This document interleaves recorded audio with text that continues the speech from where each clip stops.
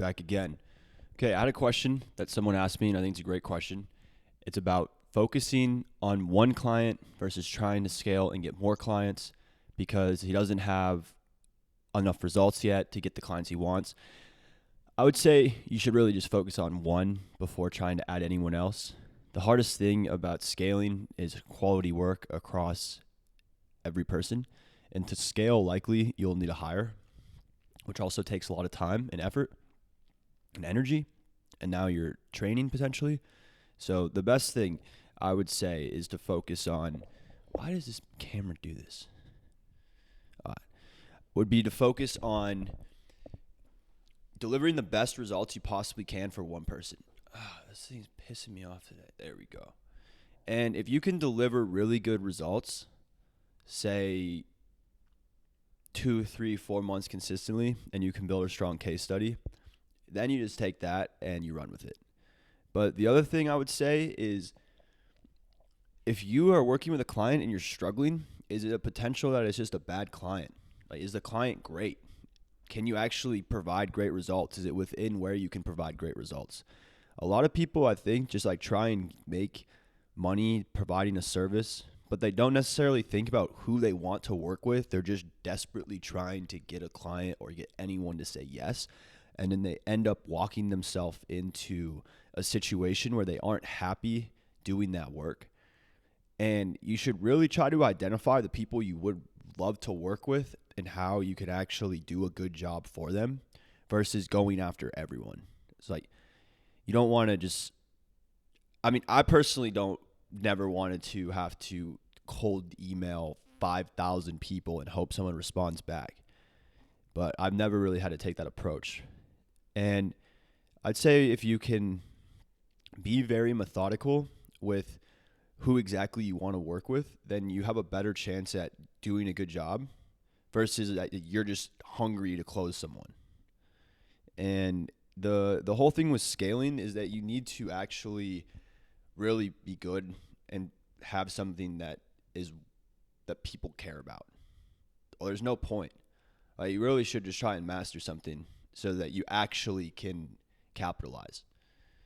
And if you want to deliver the best of something, you need to be able to prove to someone that it can be the top level. I'm trying to think what else. Someone has had another question about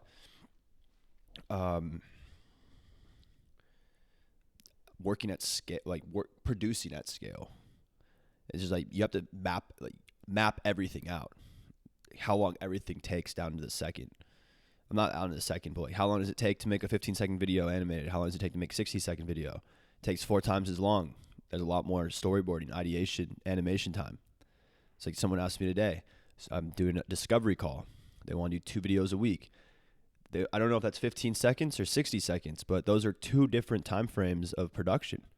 So it's like, if someone says, what's the price to work with you? How can I quote what the price is if I don't know how much time it's going to take to produce what you want? That's why I don't like the productization model. You can charge a lot more and you can provide way more accurate pricing if you know the scope of the project. A big issue too is a lot of companies don't know what type of copy they need, and they're not sure what they should use in the video. And strong copy is something that carries a video. It's the script. And that's another avenue of having to hire out for if you're not a copywriter, and focusing on who can write the best and strongest copy, because if it converts well, now that client's going to be happy. So that's one thing that I've been considering more, is if I want a client to have really good results, I should spend money to hire a copywriter. And dude, I thought these things were supposed to be the best. There we go. And I think with the rise of a short form and long form, one thing I've seen a lot of people ask about is podcasts. Companies, they want to create internal podcasts. And I think it's a great idea. I don't know if anyone's going to listen right away. I don't know if anyone's going to listen to these, but I still make them. And the internal podcast model is like creating plug and play setups for founders where they can sit down, record an episode, and publish it to an audience, publish it to LinkedIn, clips, and you deliver that entire service. So you either help them set up a studio in their office or go to them and film, and you create the long form, short form, and publicate it everywhere. I'm having a lot more people ask about it and be convinced that the future of businesses and founders and teams is to have a podcast and be able to share that across social media. And the thing about long form is it really lets people connect on a deeper level with you, especially if there's video. Like, I was looking at the analytics for the last couple of videos, and both videos have a low view count, but they have over 40 hours of watch time, which is a good amount of time compared to short form. I mean, I can get 40 hours of watch time easy on short form, but I think it's a different connection versus the average watch time on long form is like 3 to 7 minutes, which is a lot of attention grabbed. So I would 100% I'm 100% leaning into long form, so I'm posting these. But the big thing is I think there's a huge market for building long form funnels for companies.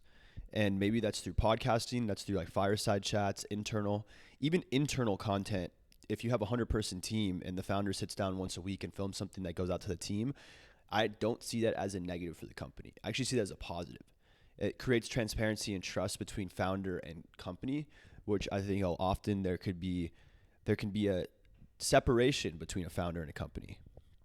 And I'm pretty bullish on companies creating internal and external content that create trust and authenticity from the brand to everyone else, or from the founder, or from whoever wants to be the face of that brand. Because whoever does the podcast for a startup is going to become that representation of the brand publicly if those videos do well on LinkedIn or YouTube or social media.